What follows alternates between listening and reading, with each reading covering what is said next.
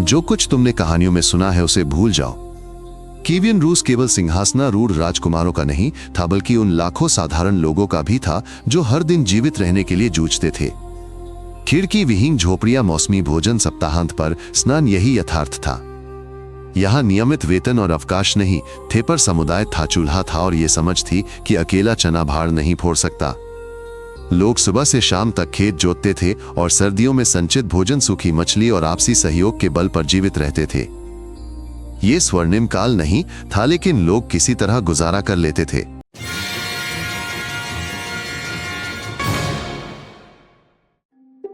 केंद्र कीव को माना जाता था, लेकिन नदियों और घाटों के पास के अन्य शहर भी महत्वपूर्ण थे। लोग पानी के करीब बसते थे ताकि पीना, व्यापार करना और आवागमन आसान हो। शहर के अंदर बाजारकारी घर, गिरजाघर और राजकीय दरबार होते थे। इस बकी दीवारों के बाहर खेती, बगीचों और घास के मैदानों वाले गांव थे। सब कुछ एक दूसरे पर निर्भर था। शहर गांव के बिना जीवित नहीं रह सकता और गांव शहर के बिना अपना माल बेच नहीं सकता। नदियां ही सड़कें थीं। जो जलप्रपातों और पुलों को नियंत्रित करता था, वह केवल माल ही नहीं बल्कि लोगों को भी नियंत्रित करता था। उस जीवन के बारे में हमें पुरानी लिखित जानकारी और जमीन में मिली चीजों दोनों से बहुत कुछ पता चलता है। भोजपत्र पर लिखे पत्र, पुराने बर्तन, कुल्हाड़ियों के टुकड़े, ये सब किसी भी किताब से ज्यादा कहानी कहते हैं। कहीं राख मिली तो इसका मतलब वहां आग लगी थी। कहीं खिलौना या जूता मिला तो वहां एक परिवार रहता था। बच्चों के पत्रों में की गई गलतियां भी बची हैं। उनसे पता चलता है कि वे लिखते थे, झगड़ते थे और बातचीत करते थे। तो रूस का इतिहास काल्पनिक नायकों का नहीं बल्कि हम जैसे आम लोगों का है। सब कुछ बहुत सरलता से बटा हुआ था। सबसे ऊपर राजकुमार और उसका दल था, जिनके पास सत्ताधन और हथियार थे। फिर अमीर लोग, व्यापारी और चर्च के सेवक थे। उसके बाद साधारण किसान थे जो सारा बोझ उठाते थे। निर्भर लोग भी थे जो संकट में फंस गए, कर्ज में डूब गए या गलत जगह पैदा हुए थे। और खोलोपी भी थे जो लगभग दासों जैसे थे। कभी कभी भाग्य के साथ से ऊपर उठा जा सकता था और कभी कभी इसके विपरीत होता था। फसल खराब, कर्ज और व्यक्ति अब स्वतंत्र नहीं रहता था। सब कुछ समुदाय और नियति पर निर्भर करता था। खोलोप के लिए पलायन और आजादी की बात नहीं थी। उन्हें खरीदा, बेचा या बदला जा सकता था। कोई कर्ज के कारण वहां फंसा, कोई जन्म से तो कोई अपराध के लिए। वे मालिकों के यहाँ काम करते थे, रसोई में, खेतों में, वर्कशॉप में। लेकिन उनके पास भी एक मौका था, माइनस अपना कर्ज चुकाने, खुद को खरीदने या आजाद होने का। मुख्य बात यह थी कि किसी ठीक ठाक मालिक के पास पहुंचना। और अगर ऐसा नहीं होता तो तुम जो कुछ भी करते वह तुम्हारा नहीं होता था। आजादी बिल्कुल नहीं। सब कुछ जमीन और मौसम पर निर्भर करता था।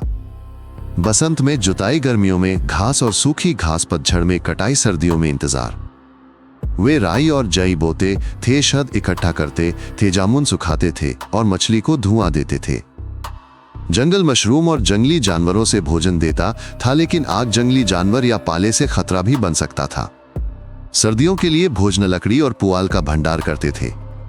अगर तैयारी नहीं की तो कोई नहीं बचाएगा। प्रकृति कोई सजावट नहीं बल्कि जीवन का मुख्य आधार है। शहर में जीवन उफान पर था। हथौड़े खनक रहे थे, व्यापारी बहस कर रहे थे, भट्टियां धुआं उगल रही थीं। लोहार गढ़ रहे थे, कुम्हार मिट्टी के बर्तन बना रहे थे, मोची जूते सिल रहे थे। बाजार में शहद, मछली, नमक, कपड़े और गहने थे। पैसे हमेशा नहीं होते थे, ज्यादातर विनिमय होता था। व्यापारी जानते थे कि कहां और कब व्यापार करना है और किससे संबंध नहीं रखना बेहतर है। सब कुछ समझौतों, सड़कों और पुलों पर टिका था। जो बाजार को नियंत्रित करता है वही धनी होता है। घर लकड़ी के लट्ठों से बनी एक झोपड़ी थी, जिसके भीतर चूल्हा, बेंचन, संदूक, अलमारियां थीं और कोने में एक इष्ट देव की प्रतिमा भी थी। चूल्हा ही सब कुछ था, जिस पर खाना भी पकता और सोया भी जाता था। भोजन सादा होता था, जिसमें दलिया, बंद गोभी का सूप, रोटी और मछली शामिल थे। मांस कम मिलता था, डेयरी उत्पाद मौसमी होते थे। लोग क्वाथ पीते, सूखे फल खाते और पत्ता गोभी का अचार डालते थे। हर चीज का भंडारण किया जाता था। स्वच्छता के लिए बाथ हाउस और बर्तनों की सफाई थी, जिसका अर्थ था कि जीवन संभव था। महिलाएं निष्क्रिय नहीं थीं। वे खाना बनाती थीं, बुनाई करती थीं, शुद्धन की देखभाल करती थीं और घर व बच्चों का ध्यान रखती थीं। गरीब परिवारों में वे पुरुषों के बराबर काम करती थीं, जबकि धनी परिवारों में घर का प्रबंधन करती थीं और मामलों में भी भाग ले सकती थीं। विवाह एक सौदा और गठबंधन था, की पहली नजर का प्यार। तलाक दुर्लभ था पर संभव। महिलाएं संपत्ति रख सकती थीं और यहां तक कि मामलों को प्रभावित भी कर सकती थीं, खासकर यदि वे विधवा हो जाती थीं। लेकिन कुल मिलाकर उनकी जिम्मेदारी बहुत बड़ी थी और अधिकार कम थे। बचपन से ही काम में जुट जाते थे। वे पशु चराते ढोते झाड़ू लगाते थे। लड़के युद्ध करना या कारीगरी सीखते थे, लड़कियां सिलाई और खाना पकाना। शहरों में पढ़ना लिखना पुजारियों के पास या मठों में सिखाया जाता था।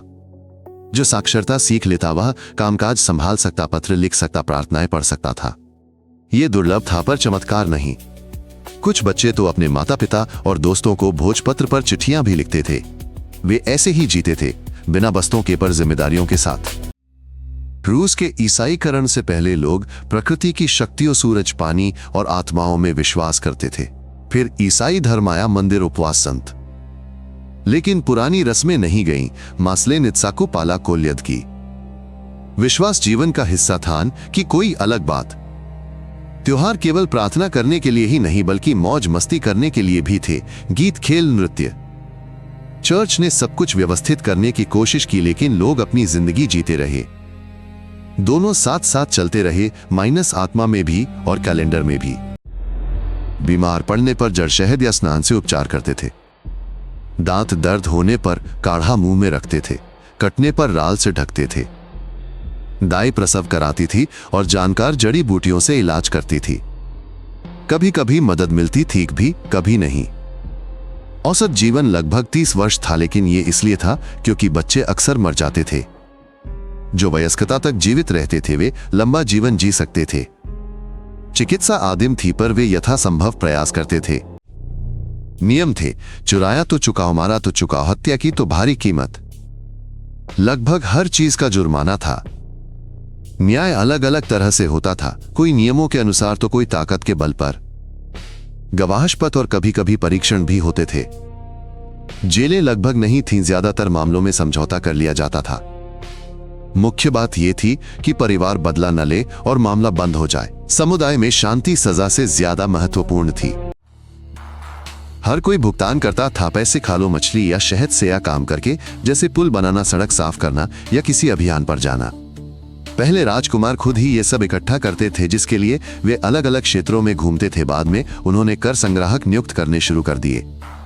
भुगतान अलग अलग तरीकों से होता था पर सबको करना पड़ता था, और यदि बहुत अधिक दबाव डाला जाता तो लोग दूसरे राजकुमार के पास जा सकते थे। इसलिए समझदार राजकुमार संतुलन बनाए रखते थे, क्योंकि वे जानते थे कि यदि लोगों को जीने नहीं दिया गया तो वे सब कुछ खो देंगे। मुख्य शक्ति दल है जिसमें राजकुमार के प्रति निष्ठावान, अनुभवी और शस्त्रधारी लोग होते हैं। तलवार, कुल्हाड़ी, धनुष और कवच उनके मुख्य हथियार थे। अभियान, कर वसूली, व्यापार और अपनी रक्षा के लिए होते थे। शांति तब जब लाभदायक हो और युद्ध तब जब आवश्यक हो। व्यापारिक मार्ग, नदी पार करने के स्थान और किले, माइनस, इन सब के लिए लड़ाइयां लड़ी जाती थीं। लोग पीड़ित होते थे पर सुरक्षा के बिना जीवित रहना असंभव था। सफलता शौर्य नहीं बल्कि संगठन और समय का परिणाम है। राजकुमार के यहाँ भोज, उपहार, अतिथिवाद, विवाद और निर्णय होते थे। उसके पास सब कुछ था, सत्ता से न न्याय। पर यदि वो हद पार करता तो लोग उसे छोड़ देते। दरबार ही शक्ति का केंद्र था। यहां तय होता था कि कौन किससे युद्ध करेगा, कौन कितना देगा, कौन किसकी शादी करवाएगा। धन दौलत का प्रदर्शन कपड़ों, भोजन और बर्तनों से होता था, पर सब कुछ निष्ठा पर टिका था। यदि दल विश्वास न करता तो कोई भी सोना बचा नहीं पाता। कपड़े मौसम और जेब के अनुसार, पुरुषों के लिए कमीज, पैंट, कमरबंद, महिलाओं के लिए लंबे परिधान, ओढ़नियां, सर्दियों में फर, गर्मियों में लिनन, जूते चमड़े के या लापटी। आभूषण, अगर अतिरिक्त पैसे हों तो अंगूठियां, मोती, लटकन। अमीरों के लिए चमकीले कपड़े, गरीबों के लिए भूरे और सादे। कपड़ों से तुरंत दिख जाता है आप कौन हैं और कहां से हैं। मुख्य मार्ग नदियां थीं जिन पर नाविन, कारवां और सामान खींचने के रास्ते चलते थे। शहद, फर्म, छली, कपड़ा, धातु, नमक जैसी हर चीज का व्यापार होता था और बदले में शराब, आभूषण, मसाले, शीशा मिलते थे। व्यापारी पानी के उतार चढ़ाव, खतरनाक जगहें और किससे लेन देन करना है ये अच्छी तरह जानते थे। व्यापार केवल सामान का ही नहीं बल्कि विचारों का भी आदान प्रदान था, जिसके माध्यम से सिर्फ वस्तुएं ही नहीं बल्कि आदतें, रीति रिवाज और शब्द भी दूर दूर तक फैले।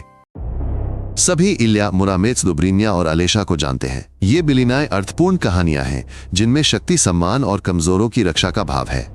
इनके पीछे वास्तविक लोक शहर और संघर्ष थे। वैज्ञानिकों को कब्रें और अभिलेख भी मिले, पर अहम बात थी उनका सार। लोग नायकों को अपने करीब देखना चाहते थे। वे थे या नहीं, इससे कोई फर्क नहीं पड़ता था। अहम बात यह थी कि उन्होंने प्रेरणा दी। पूर्व से दुश्मन आए। उन्होंने शहर जला दिए, लोगों को ले गए, व्यापार ठप कर दिया, की वीरान हो गया। जीवन उत्तर की ओर दूसरे शहरों में चला गया, लेकिन परंपराएं बनी रहीं। लेखन, रीति रिवाज, भोजन, हस्तशिल्प, त्योहार, ये सब आगे चला गया। रूस मिटा नहीं, माइनस वो बदल गया। और यादें रह गई, माइनस मिट्टी में भी, बातों में भी और हम में भी। अगर आपको ये दिलचस्प लगा तो नए एपिसोड न चूकने के लिए सब्सक्राइब करें। हमारे यहाँ सब कुछ छोटा और सटीक होता है।